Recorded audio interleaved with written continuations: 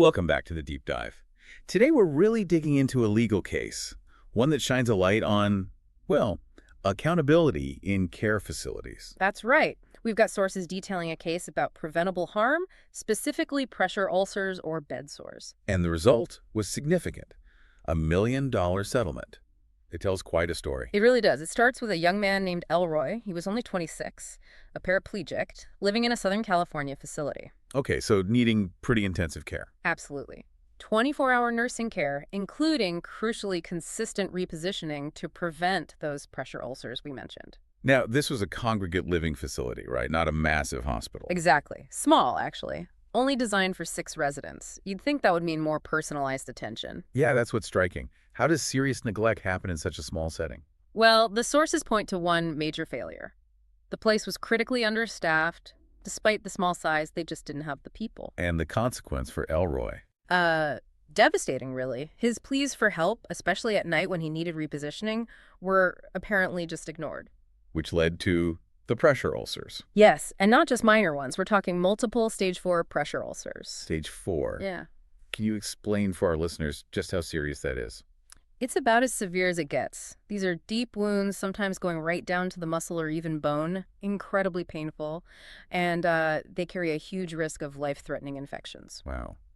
And medically speaking, are stage 4 ulcers often just unavoidable complications? Very rarely, actually. In most cases, especially when someone needs regular turning, stage 4 ulcers are a direct sign of neglect.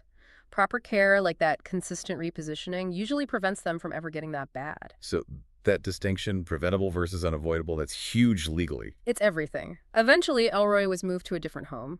And with proper care there, the wounds did heal. But the damage, the suffering that had already happened. And that's where the legal team came in. Correct. Bedsore Law took the case. Their investigation went deep. What did they find? More than just a mistake, I gather. Oh, yeah. They described uncovering alarming details.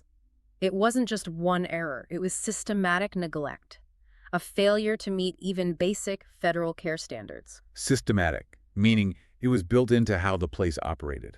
It seems so, not just, a single nurse having a bad day. This pointed to something more like institutional policy or maybe a lack thereof. What drives that kind of failure? Was there a reason why they were so understaffed?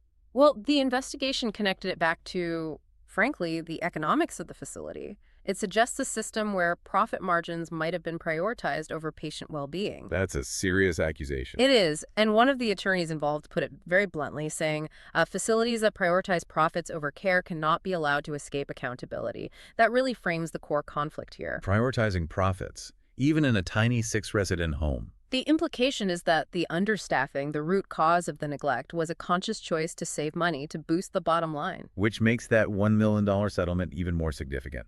Exactly. It's compensation for Elroy's pain and suffering, of course, but it also ensures he has the funds for the ongoing specialized care he needs because of this neglect. And his family. His brother, James W., spoke about it.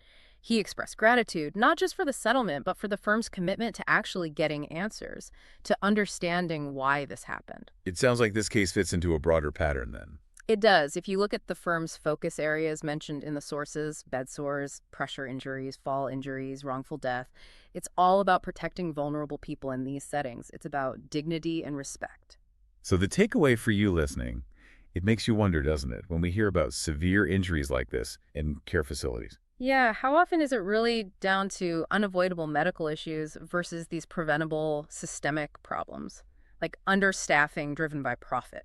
It's a crucial question to ask, especially if you have family or friends in care. Absolutely. And the sources do emphasize that there are attorneys, nationally recognized but locally available, who specialize in fighting for families facing this kind of neglect. So if this discussion resonates with you, if you or someone you know has suffered from neglect in a care facility and you're looking for answers, there are resources. You can seek help. You can call bedsore.law for a free confidential consultation. They can help you understand the standards of care we've been talking about. That's bedsore.law. It's a starting point for getting those answers.